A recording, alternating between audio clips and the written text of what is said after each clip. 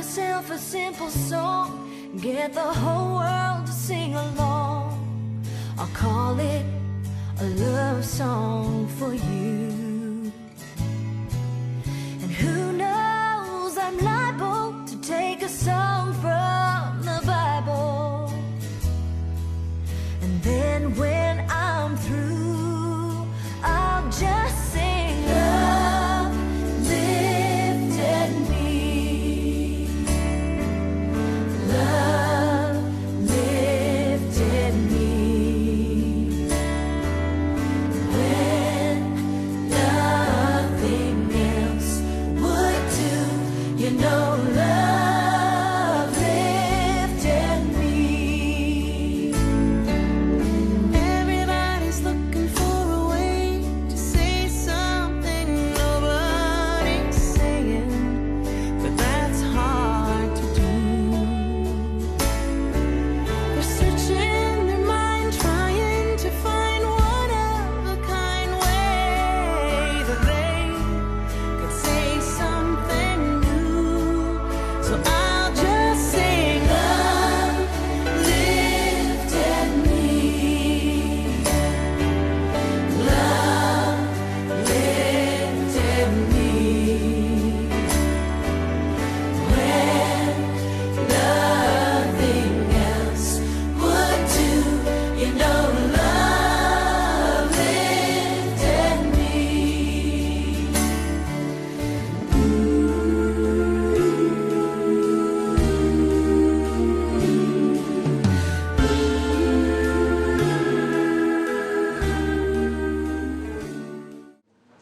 Nilitanguliza nikasema mimi naitwa James Njoroge Kahenya, nimeokoka. Yesu Kristo ni Bwana na ni mchungaji katika parokia ya Lanet.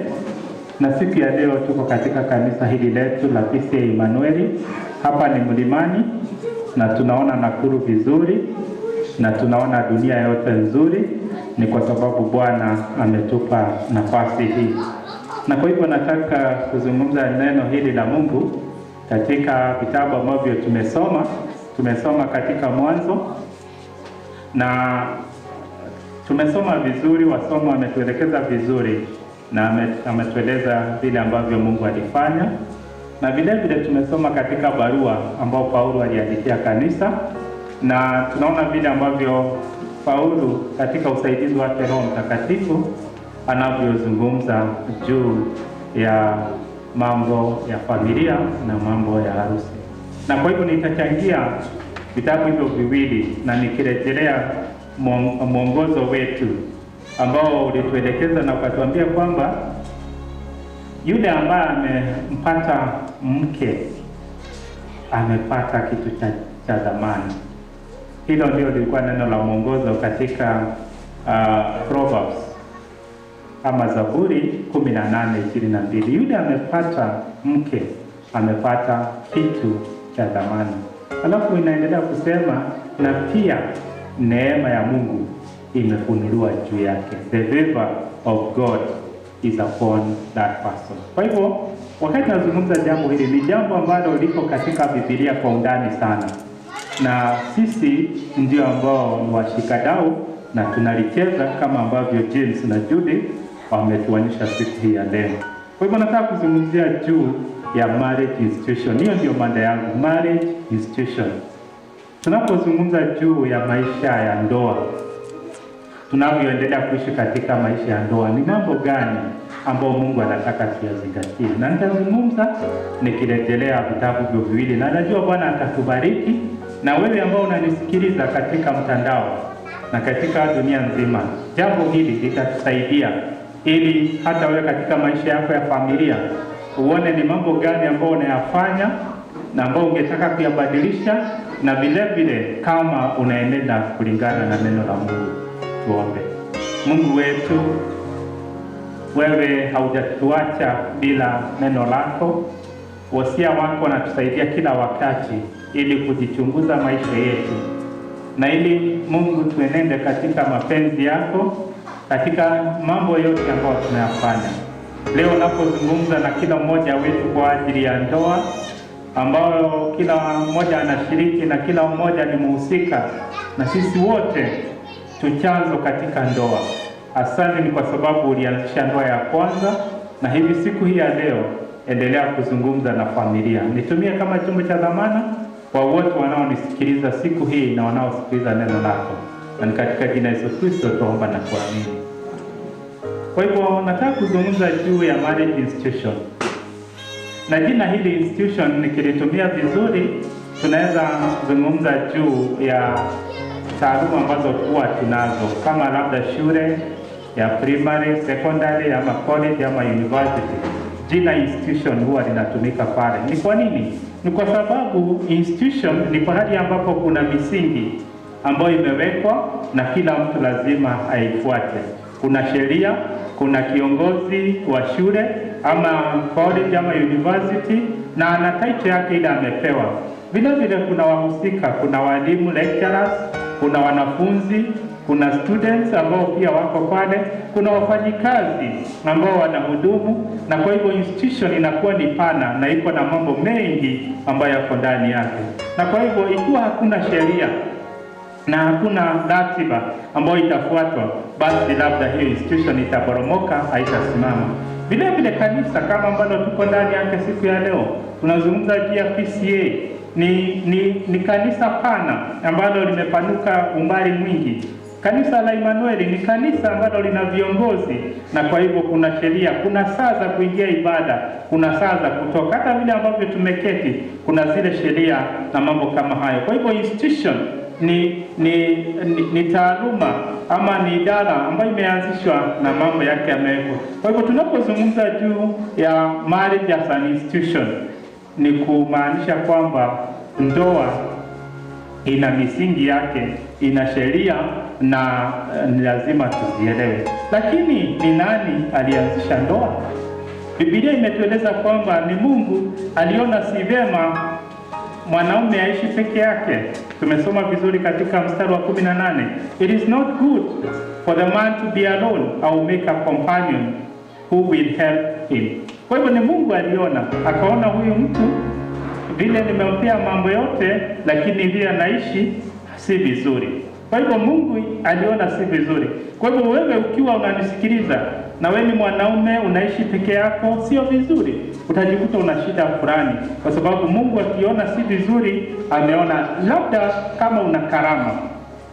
Kuna watu Yesu Kristo alizungumza juu yao kwamba hao hawaoi ni kwa sababu labda wana vipawa ama labda wamefanywa hivyo na wanadamu ili wasioe, au labda wamechagua kutooa, kwa sababu Paulo anazungumza jambo hilo, na yeye pia tunajua katika Biblia hakuwa na familia. Kwa hivyo kuna mambo kama hayo, lakini kama hauna kipawa na kama haujaumbwa hivyo, utajikuta wakati mwingi maisha hayo yanakuletea shida.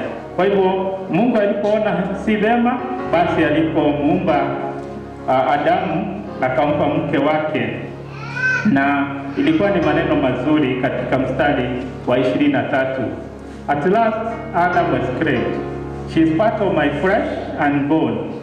She will be called woman because she was taken out of man. Wakati ambapo Hawa aliletwa mbele zake Adamu, akamwona, alifurahi sana. Akasema, kweli huyu ametolewa katika nyama yangu, huyu ametolewa katika mifupa yangu, kwa hivyo ataitwa mwanamke. Kwa hivyo mnaonisikiliza, na kwa niaba ya James na Judith, ni kwamba you are one. You are one, irrespective of whatever else people might be able to say. Wakati mume na mke wanashikana, wanakuwa kitu kimoja. Haijalishi misingi hiyo mingine, na ni vizuri Mungu hivyo ndivyo alivyotengeneza, kwamba wakati imefika mtu amekomaa, anapata mchumba, wanaoana, unakuwa kitu kimoja.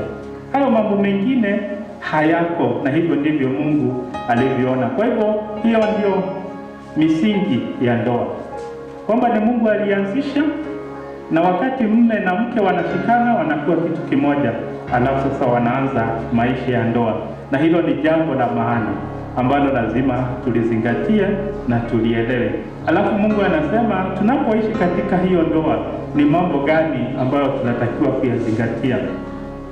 Mungu aliona kazi ambayo amempa Adamu haiwezi kufanyika akiwa peke yake. na ndiposa alimuumbia mpenzi wake ili waweze kufanya kazi wakiwa pamoja. Kazi ambayo alimpa Adamu ni ya kuzaa, kuleta watu wengine. Kwa hivyo hangeweza kufanya kazi hiyo akiwa peke yake, kama vile ambavyo tumeona watoto hao hawawezi kuja kama James hana mwenzake. Kwa hivyo na wewe na sisi wote ni mazao ya jamii ambao Mungu aliumba. Kwa hivyo kazi ya kwanza ni kuleta familia, na leo tu ni Family Sunday, kwa hivyo kuleta familia. Kwa hivyo ni katika baba na mama tunapata familia, na Mungu aliona hivyo kwa sababu alipoumba Adamu na Hawa hakuna watu wengine. Hata wakati dunia iliangamia, wakati wa Nuhu hakuna watu wengine waliumbwa. Nuhu alitoka Sabina na vijana wake, jamii ikaendelea. Hata sasa hakuna jambo lingine. Dunia yote we are about 7 billion, na hakuna njia nyingine, ni hiyo kuzaana. Watu wamejaribu kuingia mpango wa Mungu, haiwezekani, lakini Mungu aliona hivyo ni lazima Adamu atoe hiyo kazi, na yeye anaifanya, na hiyo kazi tumepewa.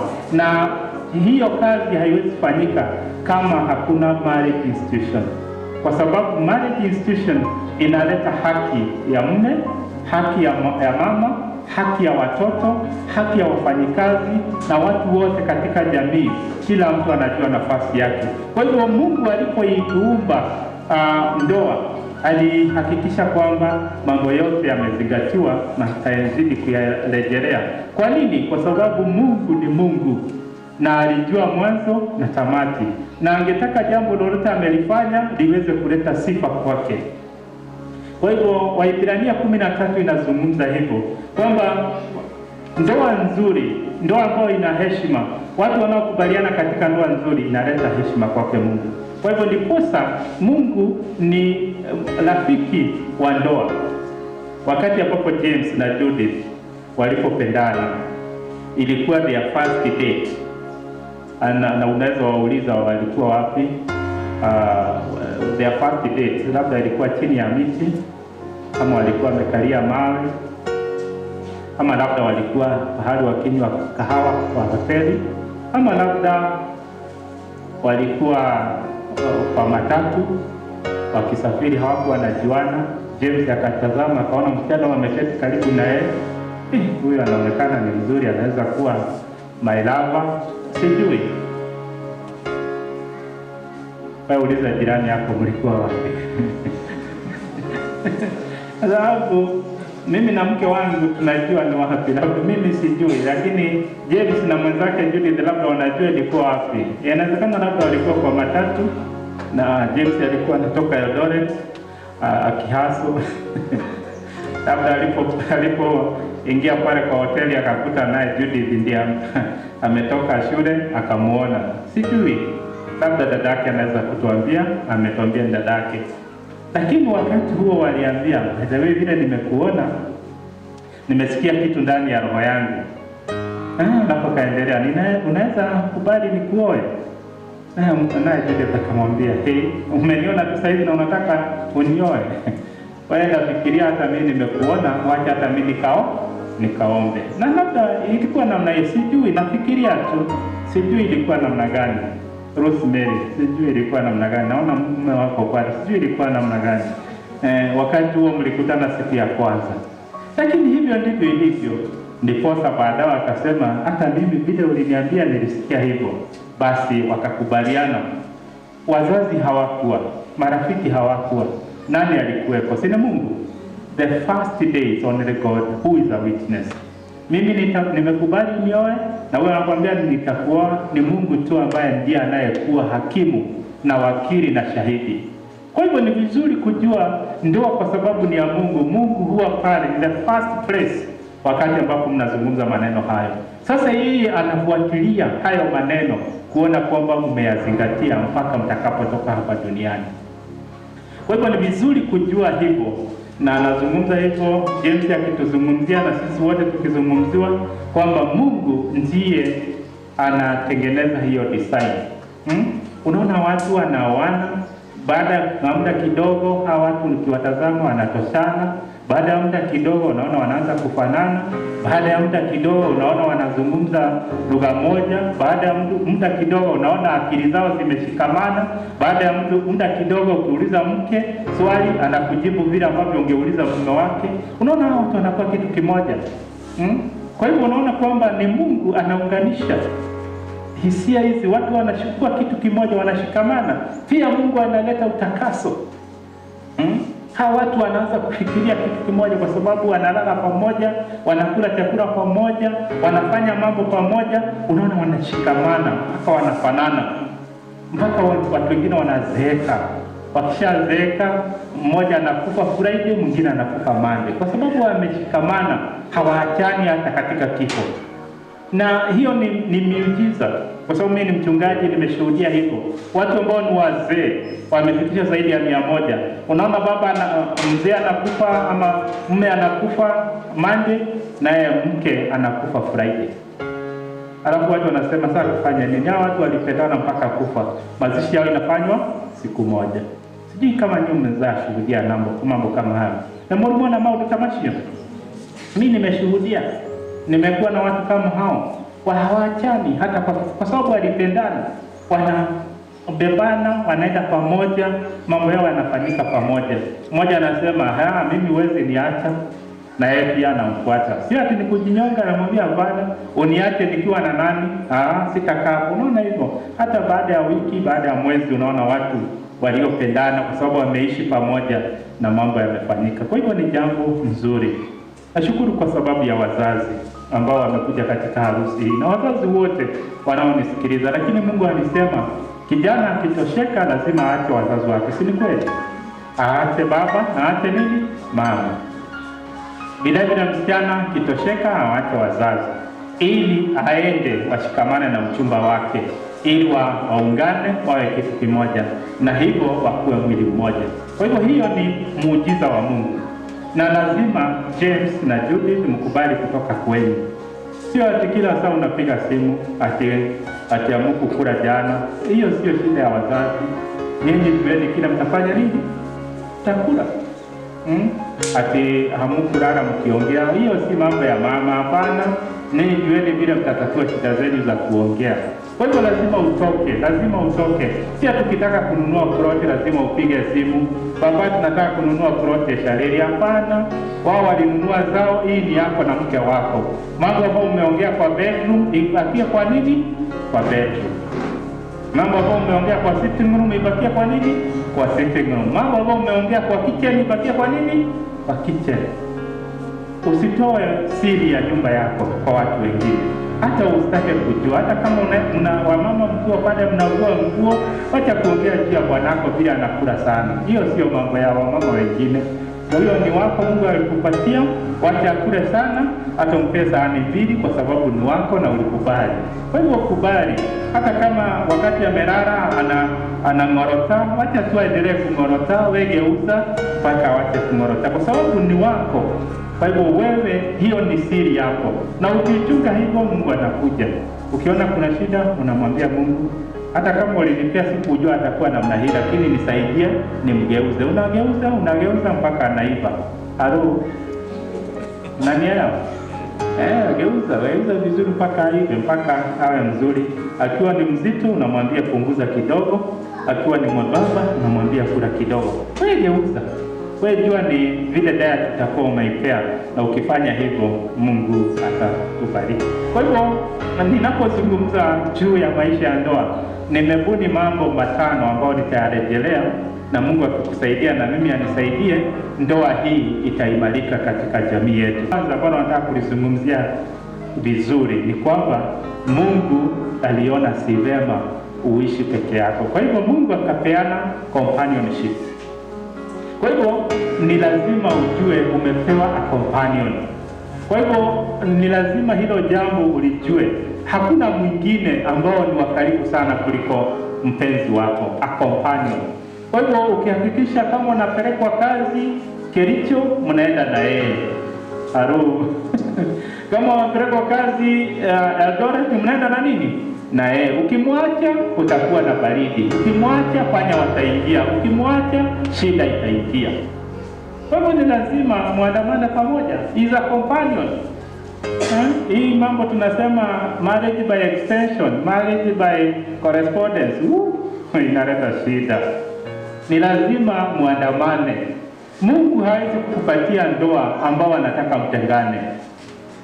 Kama umeitwa masomo US, enda na mtu wako. Ukicheza utaenda ukutana na Karumanzira padire na utaona shida. Utakutana na mwingine huku utaona shida. Ukiacha mama huku atahisi baridi, atatembelewa na watchman na mechanic na watu wa makaa. Kwa hivyo lazima uwe mwangalifu. Beba mtu wako, andamana pamoja naye na wewe utaishi maisha mazuri. James wacha kucheka, ni kweli. Haya, tumeona wengi, tumeona watu Framba wanaotengeneza maji wanafanya maajabu, na watu wa kuleta makaa na watu wachomelea na mambo kama hayo. Kwa hivyo sababu mama ameachwa na ameachwa hivyo, kwa hivyo ni lazima companion, lazima uwe pale, lazima uwe na huyu mtu muandamane. Hakuna njia nyingine. Ukimwacha nyoka atakuja, shetani atakuja. Mungu alisema kila kitu ni kizuri, kimebarikiwa.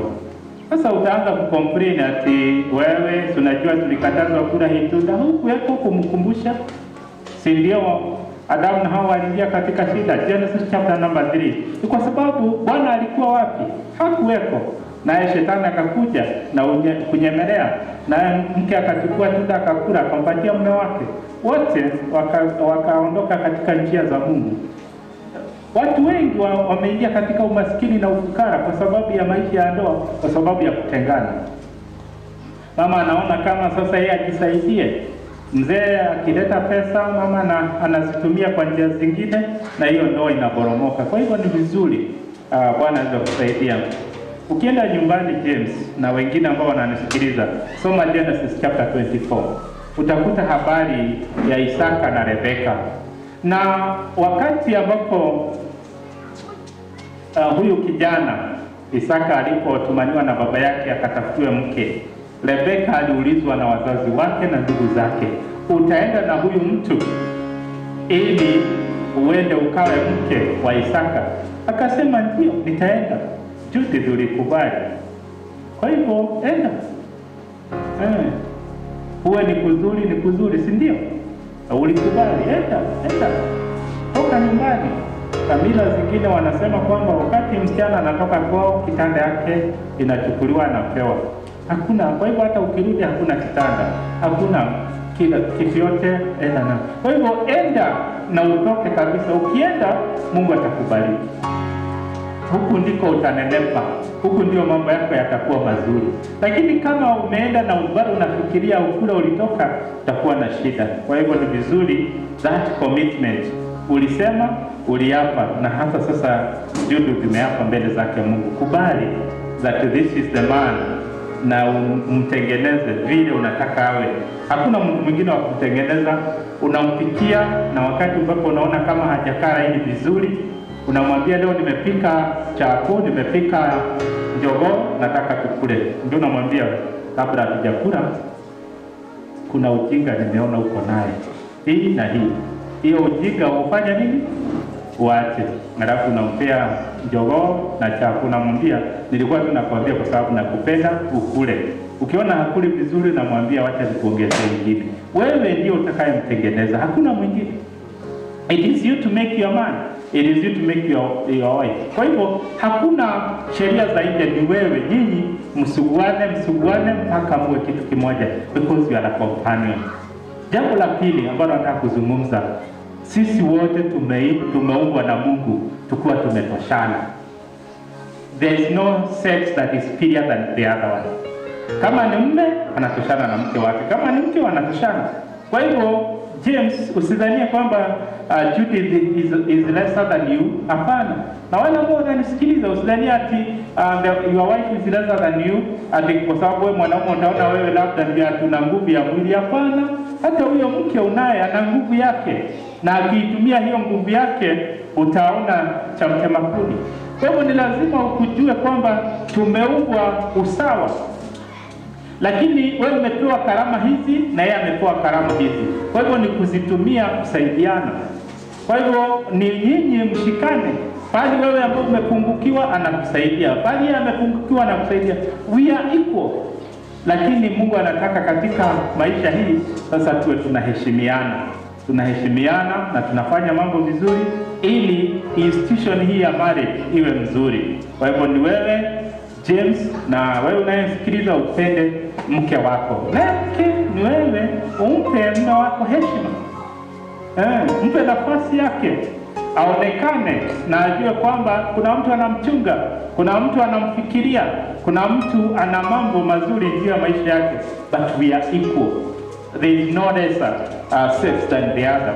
Kwa hivyo ni lazima kila mtu ajue hivyo. Wewe unayenisikiliza siku ya leo, mume na mke mmetoshana mbele zake Mungu, na ndiposa Mungu anasema utatoka kwenyu muungane, muwe kitu kimoja. Kwa hivyo hakuna ambaye anakuja kuwa nusu na ule mwingine amejana, wote tunatoshana.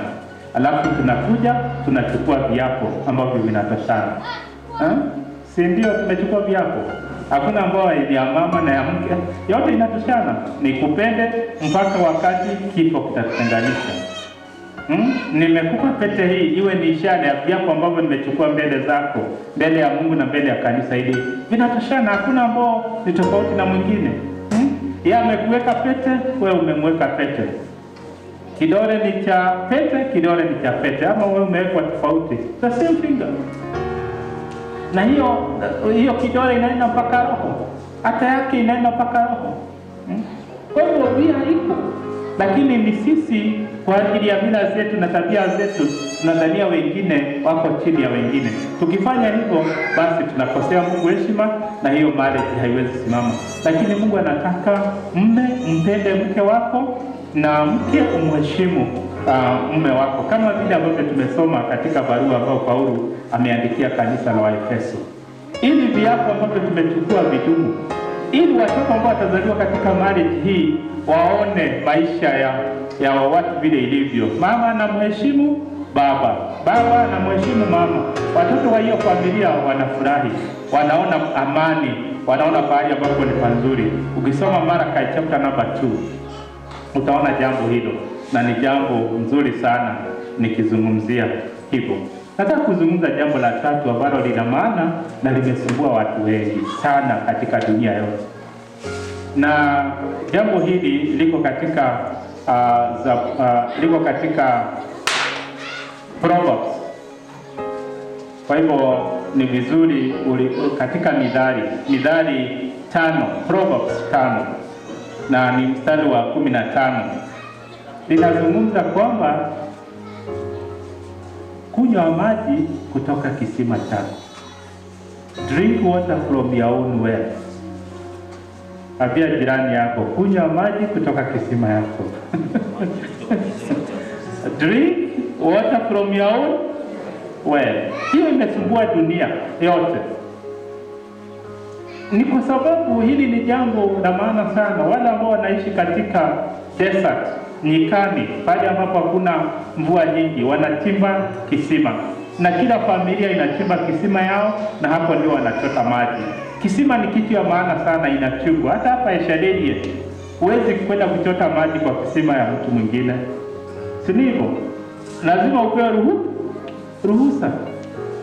Sasa wakati ambapo tunasoma Proverbs Mithali 5 inatuambia ni vizuri kujua hivyo, na inazungumza hivyo kwa undani, ikizungumzia juu ya maisha ya ndoa. Kwa hivyo James na Judith ni kisima. Judith ni kisima yako. Kama unataka maji kunywa wapi? Hapo. Judith, James ni kisima yako. Kama unataka maji kunywa wapi? Hapo. Ukienda kunywa maji pale pengine utaona chamchema kuni. Na dunia iko na hiyo shida. Watu wengi wanadhania kwamba unaweza kukunywa kisima pale pengine. Watu wengi wameharibu maisha yao. Na hili ni jambo ambalo linakasirisha Mungu. Na ndiposa Yesu Kristo anasema kwamba kama unataka kuishi maisha ya uhusiano vizuri katika relationships, iwe ni ya ndoa, iwe ni ya kazi, iwe ni mahali ya mtu na mwingine, ni lazima sisi wote tuwe waaminifu. Hili ni jambo ambalo Yesu Kristo amezungumza katika Mathayo 5, faithfulness and trustworthiness. Na hilo ni jambo ambalo linasumbua watu.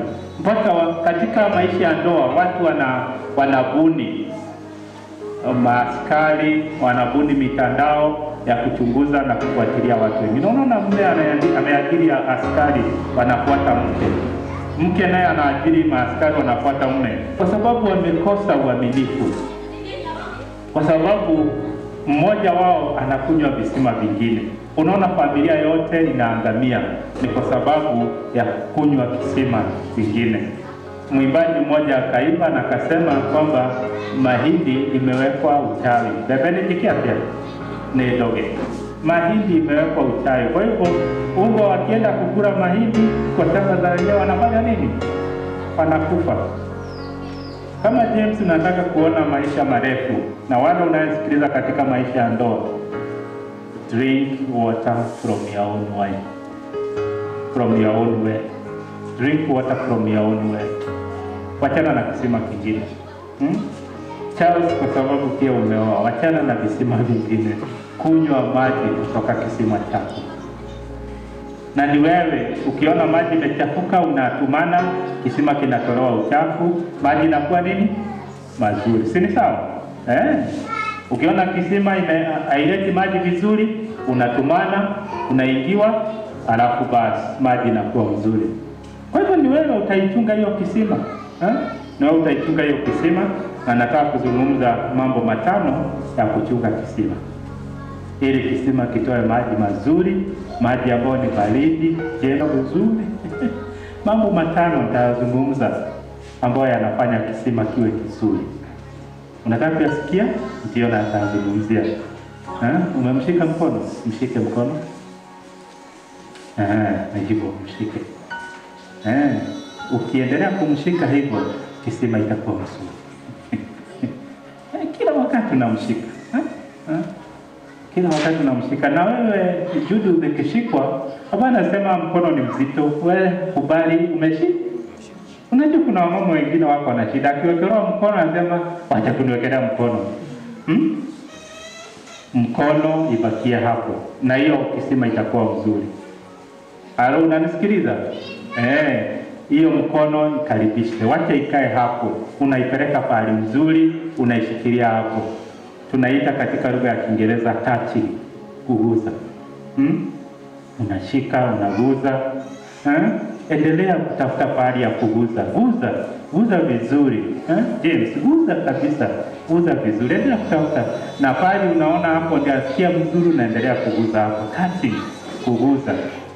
Kwa lugha nyingine unasema papasa. Papasa vizuri. Unaguza, unaona mpaka huyo mtu umemguza.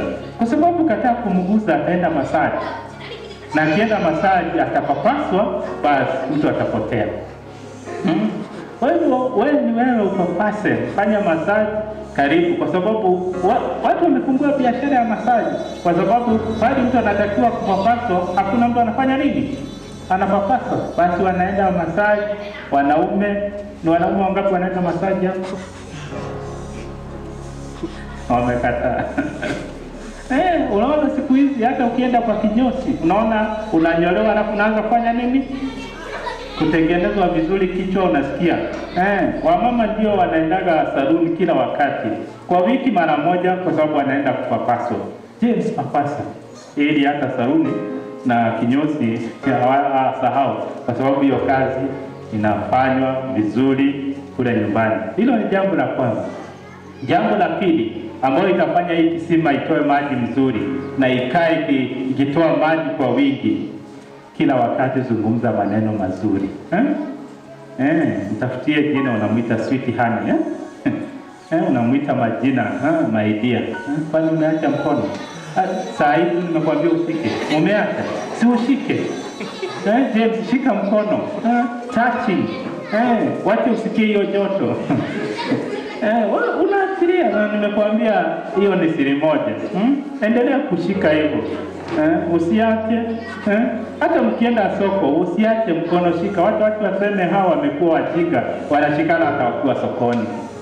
Wewe endelea kushika hata mkiwa sokoni, wewe shika, mtu ni wako, chunga vizuri, shika kabisa. Nimesema maneno ya kupea mtu moyo. Mwite majina mazuri. Sweet honey, my dear, my love. Hakuna queen wangu. Mwite maneno mazuri. Hata wakati unazungumza na unamwambia, mimi nimezunguka dunia hii lakini sijaona mwanamke mzuri kama hiyo. Ni Mithali 30, Proverbs chapter number 30. Kisome. Kwa sababu wewe ndio utajenga mume wako. Utamwambia, mimi dunia hii kuna wanaume wengi lakini sijaona mwanaume kama nani? Kama wewe. Unanifikiria, unanifanyia mambo. Zungumza maneno ya kumpa moyo. Usitukane, usitusi. Hivyo ukifanya, ukiendelea kila siku, basi Mungu atakusaidia. Na wewe unayenisikiliza, kama hujui kuzungumza maneno mazuri, enda shule ufundishwe kuzungumza maneno mazuri. Kwa sababu wazee wengi wamepotea kwa sababu nyumbani kwao hakuna maneno mazuri. Ni shida gani Judy, huyu mume wako akija umtoe koti? Kuna shida yote? Si ni wako? Mwambie, my husband, you have come. Unachukua koti yake unamtoa, unamwambia hata tayari chai iko tayari. Sasa toa viatu, hata ukitaka ninaweza kuosha miguu. Kuna shida yote? Kwani ni nani? Si ni wako? Do that for your husband, do that for your wife.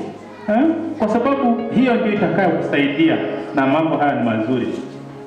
Jambo la tatu ni lazima muwe na wakati wa faragha pamoja. Quality time. Lazima mkae pamoja.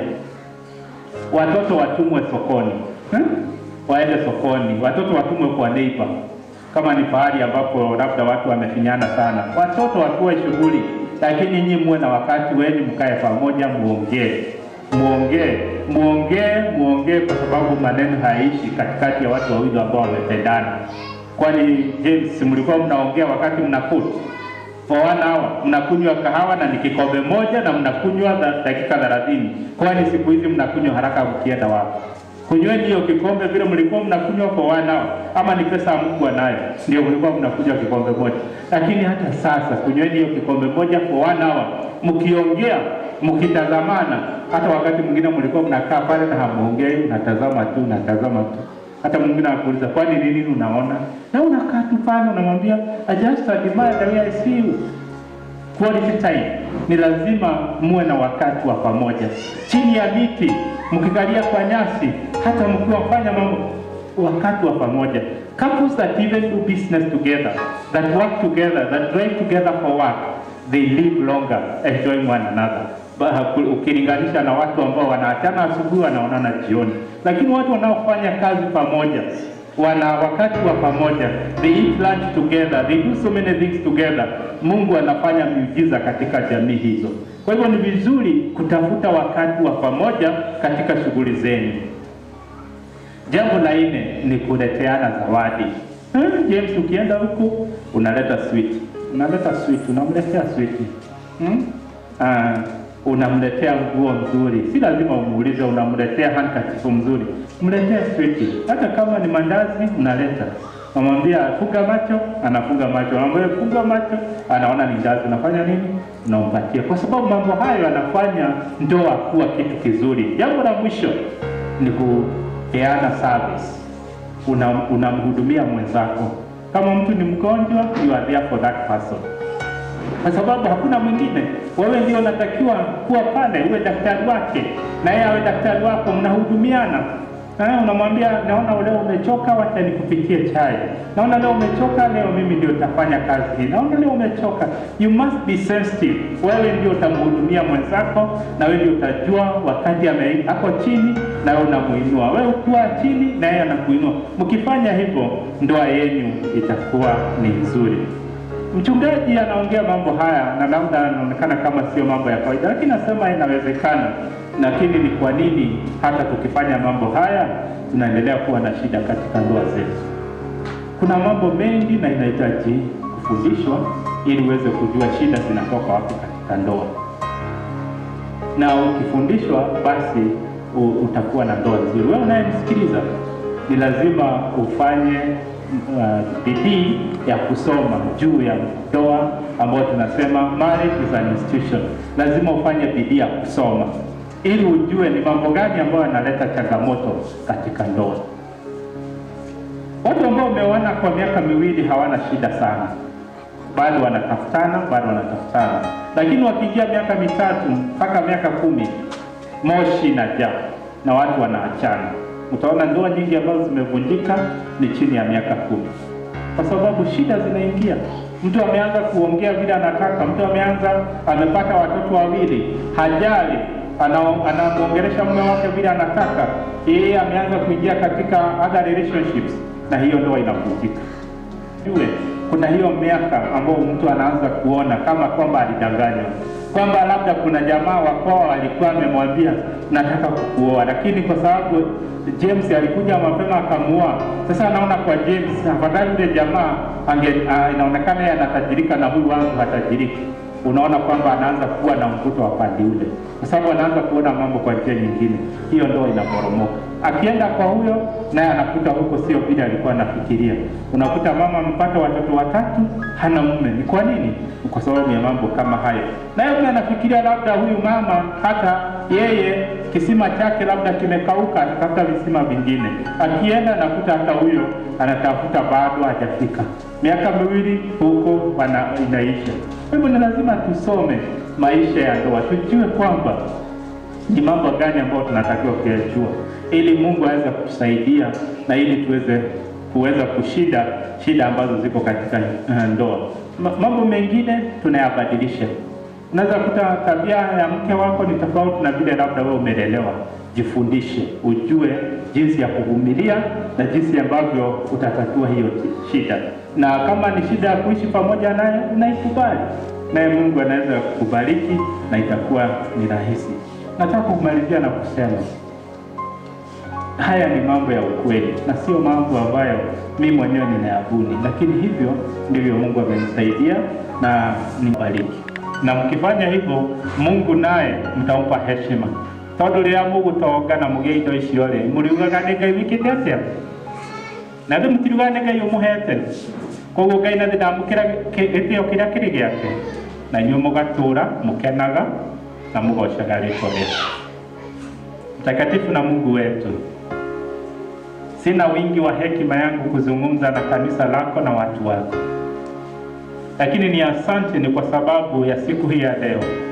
Ni kwa sababu umetupa harusi hii ili tuzungumze juu ya familia na tuzungumze mambo ambayo yanasumbua familia, na harusi nyingi hazisimami na watu wengi wameogopa kuingia katika maisha ya ndoa. Lakini siku hii ya leo unapoendelea kufunua siri hii, tutatumainia na kukupenda. Nawe utakuwa Mungu wetu, utatuelekeza, utatushindania. Washindania wapendo hawa kama ambavyo umewashindania wengine wengi na wameendelea kufurahia katika maisha yao ya ndoa. Asante kwa ajili ya siku hii. Wewe ni Mungu wetu, endelea kutubariki na kutuonekania. Na ni katika jina Yesu Kristo tuomba na kuamini. Enendeni katika amani ya Mungu Baba ipitayo akili zote na ufahamu wote uweze kuwa juu yenu, kuwalinda na kuwahifadhi, nanyi muweze kufurahia na kujumuika ndani yake. Nazo baraka za Mungu Baba, Mwana na Roho Mtakatifu ziandamane pamoja nanyi katika safari za karibu na safari za mbali, ili muendelee kumshuhudia mbele zake na hata kumpenda na hata kutumainia neno lake na jina lake, ili muweze kusema kwamba hakuna Mungu mwingine isipokuwa yeye. Katika jina la Baba, la Mwana na Roho Mtakatifu. Amen. Enendeni katika amani ya Mungu Baba ipitayo akili zote na ufahamu wote uweze kuwa juu yenu, kuwalinda na kuwahifadhi, nanyi muweze kufurahia na kujumuika ndani yake. Nazo baraka za Mungu Baba, Mwana na Roho Mtakatifu ziandamane pamoja nanyi katika safari za karibu na safari za mbali, ili muendelee kumshuhudia mbele zake na hata kumpenda na hata kutumainia neno lake na jina lake, ili muweze kusema kwamba hakuna Mungu mwingine isipokuwa yeye. Katika jina la Baba, la Mwana na Roho Mtakatifu. Amen. Mungu awabariki. Tunaweza keti.